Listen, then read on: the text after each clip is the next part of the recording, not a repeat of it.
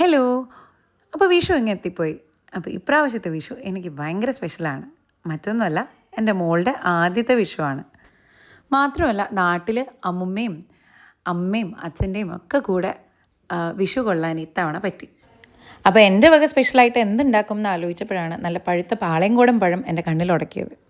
അപ്പോൾ മറ്റൊന്നും ചിന്തിച്ചില്ല, അടിപൊളി ഉണ്ണിയപ്പം ഉണ്ടാക്കാമെന്ന് കരുതി. പക്ഷേ ആ ചിന്ത വന്നത് വൈകിയ വേളയിലായതുകൊണ്ട് തന്നെ അരി കുതിർക്കാൻ ഇടാനൊന്നും പറ്റിയില്ല. സാരില്ല, നമുക്ക് ഇൻസ്റ്റൻറ്റ് ഉണ്ണിയപ്പം ഉണ്ടാക്കാം.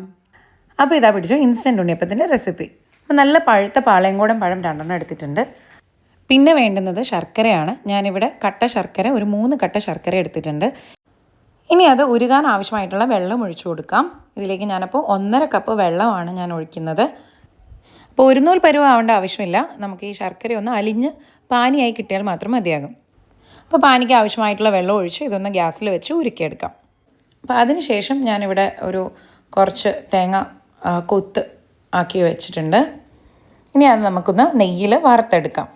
ഞാനിവിടെ 2 ചെറിയ കഷ്ണം പൂളി അതൊന്ന് ചെറിയ പീസുകളായിട്ട് ഇതുപോലെ അരിഞ്ഞെടുത്തിട്ടുണ്ട്. അത് നമുക്ക് നെയ്യിലൊന്ന് വറുത്തെടുക്കാം. അപ്പോൾ ഇതിൻ്റെ കൂട്ടത്തിൽ നമുക്ക് 1 ടേബിൾ സ്പൂൺ എള്ള് കൂടി ഇട്ട് കൊടുക്കാം. ഇനി നന്നായിട്ട് അതൊന്ന് മൂപ്പിച്ചെടുക്കണം. അപ്പോൾ ഇതേ സമയം നമുക്ക് ഉണ്ണിയപ്പത്തിന് വേണ്ടിയിട്ടുള്ള മാവ് റെഡിയാക്കാം. അപ്പോൾ ഇത് വളരെ ഈസി ആയിട്ട് ഉണ്ടാക്കാൻ പറ്റുന്ന അരിപ്പൊടി കൊണ്ടുണ്ടാക്കുന്ന ഉണ്ണിയപ്പമാണ്. അപ്പോൾ ഞാനിവിടെ ആദ്യം എടുത്തിട്ടുള്ളത് 1 കപ്പ് അരിപ്പൊടി, അതിലേക്ക് 1 കപ്പ് ഗോതമ്പ് പൊടി കൂടി ഇട്ട് കൊടുക്കുന്നുണ്ട്. ഇനി അതിലേക്ക് നമുക്കൊരു 2 ടേബിൾ സ്പൂൺ റവ ഇട്ട് കൊടുക്കാം. പിന്നെ ഒരു ചെറിയ മധുരമൊക്കെ ഒന്ന് ബാലൻസ് ആവാൻ വേണ്ടിയിട്ട് കുറച്ച് ഉപ്പ് കൂടി ചേർത്ത് കൊടുക്കുന്നുണ്ട്. അപ്പോൾ നല്ല പഞ്ഞി പോലുള്ള ഉണ്ണിയപ്പം ഉണ്ടാക്കാൻ ഇത്രയും പൊടികളെ ആവശ്യമുള്ളൂ. ഇനി നമുക്ക് ഇതിലേക്ക് ചേർക്കാനുള്ള പഴം റെഡിയാക്കിയെടുക്കാം. അപ്പോൾ അതിനായിട്ട് മിക്സിയുടെ ചെറിയ ജാറിലേക്ക് ഒരു 4-5 ഏലക്ക തൊലി കളഞ്ഞ് 2 ടേബിൾ സ്പൂൺ പഞ്ചസാരയുടെ കൂടെ ഇട്ട് നല്ലപോലെ ഒന്ന് പൊടിച്ചെടുക്കാം. ഏലക്ക നല്ലപോലെ പൊടിഞ്ഞു വന്നിട്ടുണ്ട്. ഇനി ഈ ഒരു മിക്സിലേക്ക് തന്നെ നമുക്ക് ഈ പൊടിച്ച ഏലക്കകത്തേക്ക് 2 പാളയംകോടൻ പഴം ഇട്ട് കൊടുക്കാം. അത് നല്ലതുപോലെ നല്ല വെണ്ണ പോലെ അങ്ങ് അരച്ചെടുക്കണം. ഇനി ഈ പഴം മിക്സ് നമ്മുടെ ഉണ്ണിയപ്പത്തിൻ്റെ മാവിലേക്ക് ചേർത്ത് കൊടുക്കാം. അപ്പോൾ പഴം കുറച്ച് അധികം നേരം അരച്ച് വെച്ചിരുന്നു കഴിഞ്ഞാൽ ഇത് കട്ടയാവാനുള്ള ചാൻസ് ഉണ്ട്. അപ്പോൾ ജസ്റ്റ് ഒന്ന് മിക്സി ഒന്നും കൂടി ഒന്ന് കറക്കി എടുത്തു കഴിഞ്ഞാൽ അത് നമുക്ക് ചേർക്കാനുള്ള കൺസിസ്റ്റൻസിയിൽ കിട്ടും. ഇനി ഇതിലേക്ക് നമുക്ക് ചൂടോടുകൂടി തന്നെ ശർക്കര പാനി ചേർത്ത് കൊടുക്കാം. അപ്പോൾ ചൂടോടുകൂടി തന്നെ ചേർക്കുമ്പോൾ നമ്മുടെ ഉണ്ണിയപ്പം നല്ല സോഫ്റ്റ് ആവാൻ സഹായിക്കും. ഇനി ഇതിലേക്ക് വറുത്ത് വെച്ചിട്ടുള്ള എള്ളും തേങ്ങാക്കൊത്തും ചേർത്ത് കൊടുക്കാം. അപ്പോൾ അതുകൂടി ചേർത്തിട്ട് ഈ മിക്സ് എല്ലാം കൂടെ നല്ലതുപോലെ ഒന്ന് ഇളക്കി യോജിപ്പിച്ചെടുക്കണം. കട്ടയില്ലാതെ യോജിപ്പിച്ചെടുക്കണം. എന്നിട്ട് കുറേശ്ശെ ഈ ശർക്കര പാനി ഒഴിച്ച് ഇളക്കി എടുക്കാം. അപ്പോൾ ഒട്ടും കട്ടയില്ലാതെ ഇളക്കിയെടുക്കാൻ പ്രത്യേകം ശ്രദ്ധിക്കണം.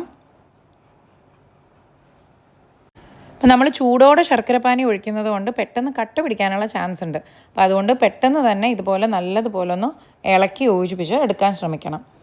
ഉണ്ണിയപ്പത്തിൻ്റെ മിക്സ് ഇവിടെ റെഡി ആയിട്ടുണ്ട്. ഇനി ഇതിലേക്ക് ഒരു 1/4 ടീസ്പൂൺ ബേക്കിംഗ് സോഡ ചേർത്ത് കൊടുക്കാം. അപ്പോൾ ബേക്കിംഗ് സോഡ കൂടി ചേർത്തിട്ട് നല്ലതുപോലെ ഇളക്കി യോജിപ്പിച്ച് അപ്പോൾ ഇതാ ഈ ഒരു കൺസിസ്റ്റൻസിയിലായിരിക്കണം മാവ് ഇരിക്കേണ്ടത്. ഇനി നമുക്ക് ഉണ്ണിയപ്പച്ചട്ടി അടുപ്പത്ത് വെച്ചൊന്ന് ചൂടാക്കാം.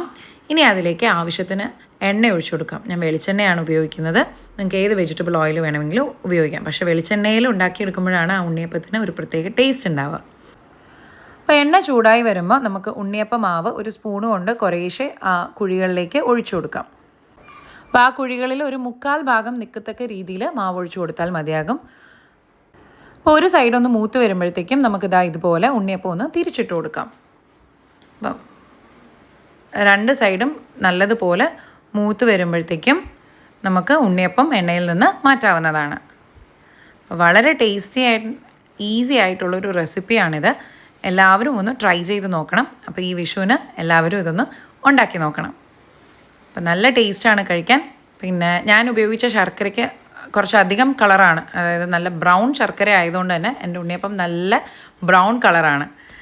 അപ്പോൾ വെള്ള ശർക്കര എടുത്താൽ ഇത്രയും നിറം നിങ്ങൾക്ക് കിട്ടില്ല. അപ്പോൾ ഈ വിഷുവിന് ഞാൻ സ്പെഷ്യലായിട്ട് ഉണ്ണിയപ്പം ഉണ്ടാക്കിയിട്ടുണ്ട്. അപ്പോൾ നിങ്ങളുടെ സ്പെഷ്യൽ എന്തൊക്കെയാണ്? നിങ്ങളുടെ വിഷു എങ്ങനെയൊക്കെ ഉണ്ടായിരുന്നു? അപ്പോൾ ഈ റെസിപ്പി ഇഷ്ടപ്പെട്ടെങ്കിൽ ലൈക്ക് ചെയ്യാനും കമൻറ്റ് ചെയ്യാനും അതുപോലെ തന്നെ നിങ്ങളുടെ ഫ്രണ്ട്സിനും ഫാമിലിക്കും ഒക്കെ ഒന്ന് ഷെയർ ചെയ്ത് കൊടുക്കാനും മടിക്കരുത്. അപ്പോൾ ഈ റെസിപ്പീസും വീഡിയോസും ഒക്കെ ഇഷ്ടപ്പെട്ടെങ്കിൽ എൻ്റെ ഈ ചാനൽ ഒന്ന് സബ്സ്ക്രൈബ് ചെയ്യാനും അതുപോലെ തന്നെ അതിൻ്റെ കൂട്ടത്തിലുള്ള ബെൽ ഐക്കൺ കൂടി ഒന്ന് ക്ലിക്ക് ചെയ്യുവാണെങ്കിൽ ഞാൻ നെക്സ്റ്റ് ടൈം വീഡിയോ അപ്ലോഡ് ചെയ്യുമ്പോൾ നിങ്ങൾക്കതിൻ്റെ നോട്ടിഫിക്കേഷൻ കിട്ടുന്നതായിരിക്കും. അപ്പോൾ മറ്റൊരു വീഡിയോയുമായി നെക്സ്റ്റ് ടൈം കാണാം. അതുവരേക്കും ബൈ ആൻഡ് ഹാപ്പി വിഷു.